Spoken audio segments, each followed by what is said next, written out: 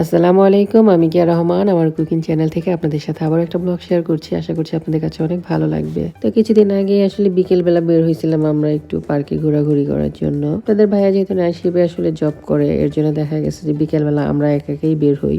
আর summer আসলে দিনগুলো এত বড় হয়ে যায়, তখন আসলে ঘরে ভালো লাগে না খুব একটা। আর আসলে মনে হয় যে বিকেলবেলা একটু বের হয়ে হাঁটাহাঁটি করি। হাঁটাহাঁটি করলে আসলে মনটাও ভালো লাগবে। আমাদের এই যে আসলে ভালো লাগে না ঘরের ভিতর, ব্যাপারটা তা না। বাচ্চারা আসলে ঘরের ভিতরে একদমই থাকতে চায় না, তারাও আসলে খুব বিরক্ত করে ঘরের ভিতরে। তো বিকেল হলে হাঁটতে হাঁটতে আমরা এই দিকটা চলে আসি। এই দিকটাতে আসলে খুব নিরিবিলি, খুবই ভালো লাগে। আর হালকা হালকা বাতাস ছিল, আসলে বাতাসটাও খুব ভালো লাগতেছিল। আমার ছোট মেয়ে যেখানেই যাবে সেখানে এসে গাল ফুলিয়ে যে এরকম ভাবে বসে থাকবে, আবার অনেক সময় কান্নাও করে। এই দিকটাতে আসলে অনেকক্ষণ আমরা বসেছিলাম, অনেকক্ষণ গল্প করলাম। আর এক ভাবিও ছিল আমার সাথে। ভাবি এবার বাচ্চাদেরকে আপ্যায়ন করতেছিল, সবাইকে আসলে খাবার দিতেছিল, সবাইকে খাওয়াইতেছিল। একটা জিনিস খেয়াল করবেন, যারা বাচ্চাদেরকে আদর করে তাদের কাছে কিন্তু বাচ্চারা ঘুরে ফিরে যায় বারবার।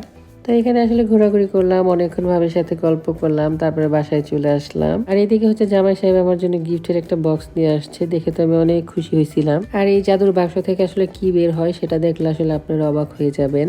এই জাদুর বাক্স থেকে বের হয়েছে একটা আস্ত বড় হাঁস। এই লোকটা যে আসলে আমার মাঝে মাঝে কি পরিমাণ বিরক্ত করে সেটা আসলে আপনারা কল্পনাও করতে পারবেন না। এটা তো ক্লিন করা আমার পক্ষে আসলে একদমই সম্ভব না, কারণ আমি প্রচন্ড পরিমাণে ঠান্ডা অ্যালার্জিতে ভুগতেছি।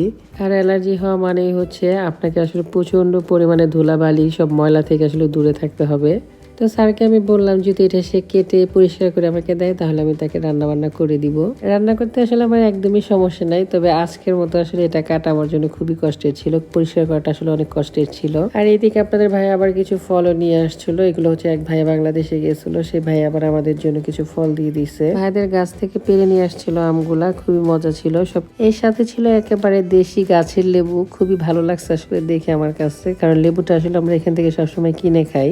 দেশি লেবুর যে একটা গ্রান, সেই গ্রানটা আসলে খুব একটা পাওয়া যায় না, তবে এই লেবুগুলা থেকে আসলে দেশি যে গ্রানটা সেটাই আসলে লাগতেছিল নাকের মধ্যে। আমার স্যার তো আসলে একেবারে নাছর বাতা, যেহেতু তার আসলে খাইতে ইচ্ছা করছে আজকে হাঁস, সে তো হাঁস খেয়েই ছাড়বে। সুন্দর মতো আসলে কেটে পরিষ্কার করে তারপর আমাকে দিল। আর এখানে আমি রান্না বান্নাও শেষ করে নিতেছিলাম। কেউ আসলে বুঝতে পারতেছিল আজকে আসলে এই কাজগুলো করা আমার জন্য অনেক কষ্টের হয়ে যাবে। রান্না বান্না শেষ করে তারপরে একেবারে মজা করে আসলে খাইয়ে নিলাম। খুবই ভালো লাগছিল আসলে, একদম ফ্রেশ ফ্রেশ হাঁস আর গাছের একেবারে ফ্রেশ ফ্রেশ লেবু, সবকিছু মিলে একেবারে খাবারটা খুবই মজার ছিল। প্রায় অনেকদিন হয়ে গেছে আসলে রাতের বেলা ভারী কোনো খাবার আমি খাই না। এতগুলো আসলে খাবার খাওয়ার পরে এত খারাপ লাগতেছিল, খুব অস্থির লাগতেছিল আমার কাছে। তারপরে আপনাদের ভাইয়া বললো চলো বাহিরে যাই, বাহিরে যেয়ে কিছুক্ষণ হেঁটে আসি, তাহলে হয়তোবা তোমার ভালো লাগবে। আর ঘোরার কথা শুনে তো আমার মেয়ে আমার মতো ঢ্যাং ঢ্যাং করে একেবারে রেডি হয়ে গেছে। সে এখন ঘুরতে যাবে। সে সময় আসলে আমারও অনেক ঘুরতে ভালো লাগতো, এখন আসলে খুব একটা ঘুরতে ভালো লাগে না। ঘুরতে বের হইলে আসলে রেডি হইতে হবে, বাচ্চাদেরকে রেডি করতে হবে, সবাই মিলে আসলে রান্না বান্না করে তারপরে যাইতে হবে। চিন্তা করলে আসলে এখন আর যাইতে ইচ্ছা করে না। এই আমি আর এই আমির মধ্যে এখন আসলে কত তফাৎ হয়ে গেছে। আগের আমি আর এখনকার আমি কিন্তু এক নাই। মানুষ আসলে পরিবর্তনশীল, এটাই সত্য। যাই হোক, সবাই অনেক ভালো থাকবেন। আজকের মতো এই পর্যন্তই। সবাইকে আসসালামু আলাইকুম।